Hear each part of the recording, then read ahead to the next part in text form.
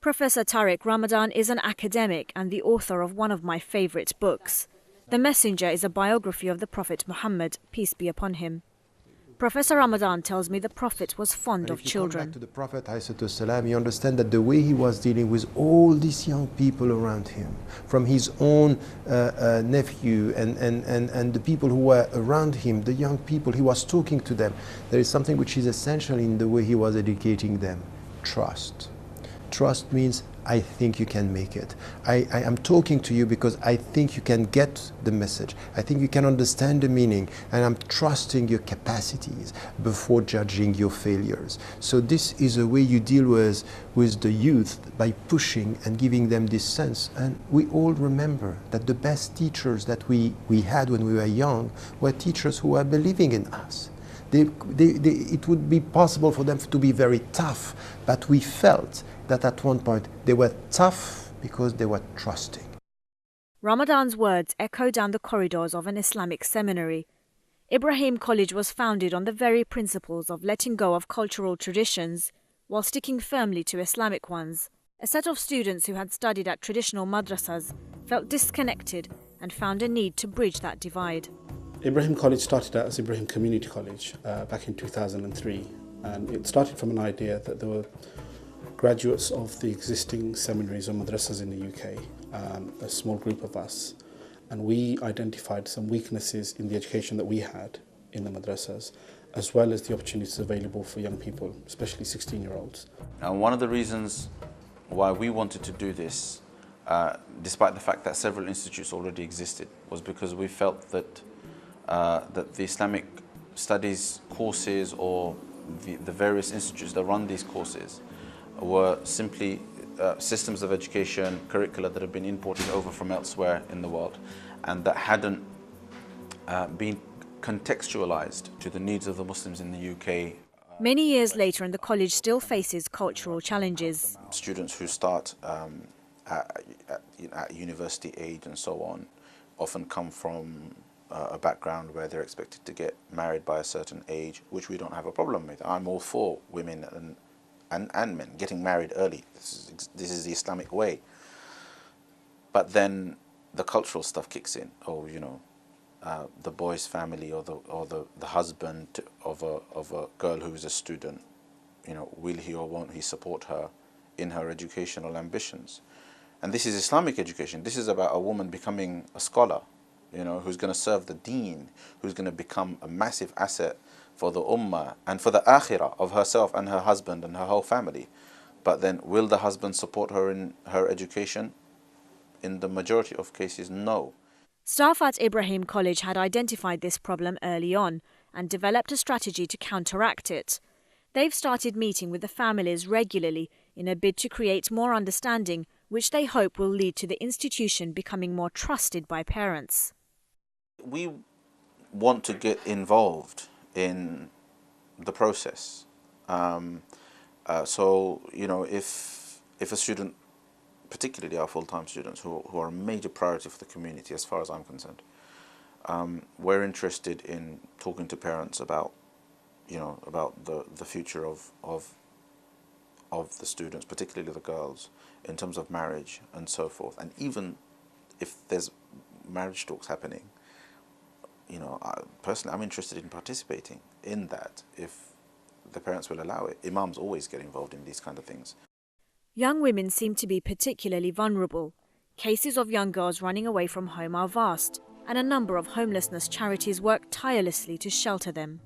The room I had, my door didn't have a lock on it. He would come into my room, he stroked me, he touched me. He used to tell me that he loved me, and that was a special love between us.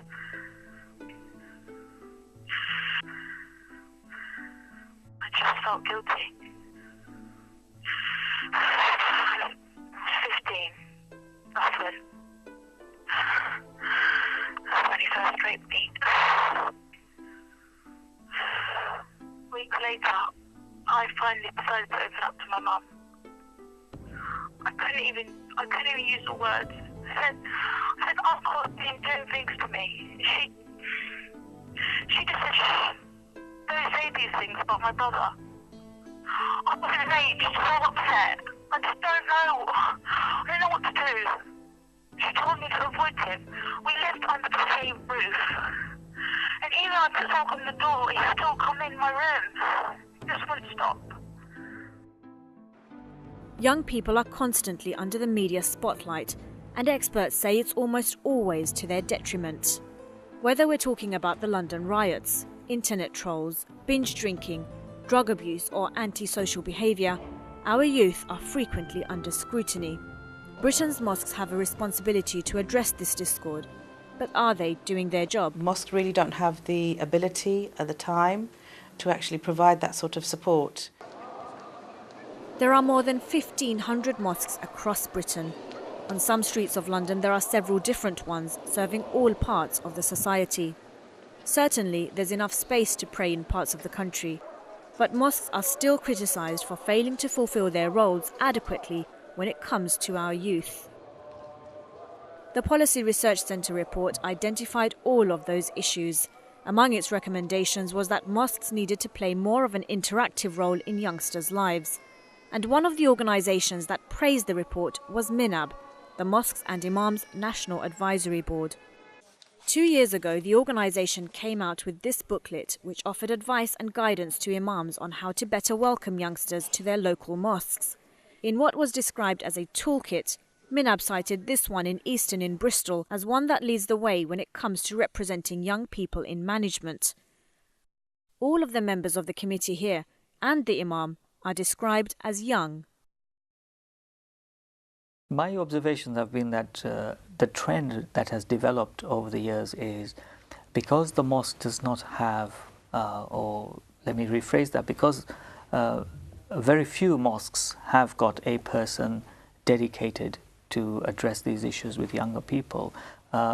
In most cases, what people would then do is look out for individual imams, ulama and alimat and go to them on a one-to-one basis for their personal issues and problems. So what is happening is it's as if the institution of the mosque as a whole is not dealing with these matters, but individuals in society, many of us for many, many years, do it pro bono and out of concern for our young people. A 2009 Charity Commission survey found more and more young people are involved in the way mosques are run. 94% of them are said to provide educational programs for youth and children. I think the 94% figure can be quite misleading because it's probably reflective of the younger spectrum of children, what we call the madrasa or the maktab children, up to the age of 13, 14. But I think much as that is important, we need to pay as much attention to the teenagers and slightly older ones. And tackling issues such as homosexuality, drug misuse, relationship problems. These are issues that have to become part and parcel of our education and our work that we do with our communities, with young people. They need to feel that imams and the scholars and the mosques are approachable places where they can go and find help with these issues and find guidance with these issues. In a way, the Medinic mosques were like that, that basically it was not just a place of prayer, it was a place to actually get together. And when they talk about the community, it's exactly that. We need to talk about the community, what's going on, and how we can support people. So I think that, you know, we are having mosques popping up everywhere, but they should take that into context, definitely. With mosques failing to provide the right arena for young people to nurture their identities, Islamic schools and community projects seem to be filling the gap. Some schools hold annual festivals which bring together local families and businesses. Many aren't only providing education for young Muslims, but also helping to incorporate parents into extracurricular activities. And these parents are second-generation Britons, those who themselves grew up in the same environment as the children they're raising. Perhaps then the problem is solving itself as last generation's children become today's parents. You know, I was quite optimistic by thinking that with the second and third generations it's going to be easier because we know, for example, this is my case, I was born in the West and then you think that because you are born in the West it should be easier than for your parents. I'm not sure. anymore that this is the case. I think that it's sometimes counterproductive. The way we deal with the surrounding society, we might be much more afraid of the surrounding, and sometimes we come also with the rules out of our own experience. The point is that because you think you know, you add protections and rules sometimes and not communication. So I'm not sure it's going to be as easy as we think it's going to be. Because what came with the first generation sometimes was a sense of culture without words, with rules, yes, but with something which was informal.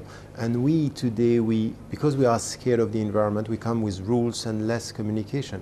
It's not as easy as that. This is the first step. The second is the way we also deal with the surrounding society. We keep on saying we are British, we are Europeans, we are Americans. The point is that we are saying this, but at the same time our mindset is still working with an us versus them. And it doesn't help.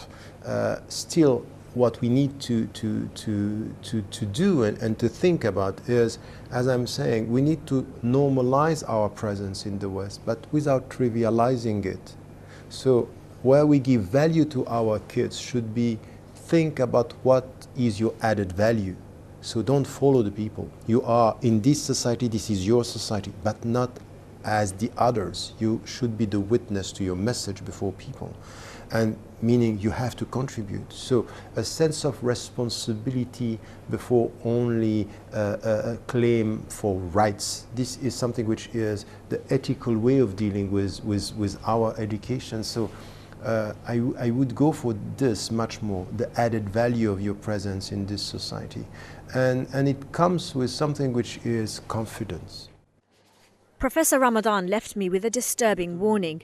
What may have seemed like a problem on its way out is actually an issue unknowingly being swept under the carpet. And it appears to be happening in homes across Britain. The Muslim Youth Helpline says it remains alarmed by the unvarying pattern of calls and that it's trying hard to keep connected with our youth. But it'll need more attention and more of the likes of Sheikh Shamsuddin and his colleagues. It requires this generation now to identify a crisis, pinpoint the symptoms, and reconnect to an otherwise disengaged youth.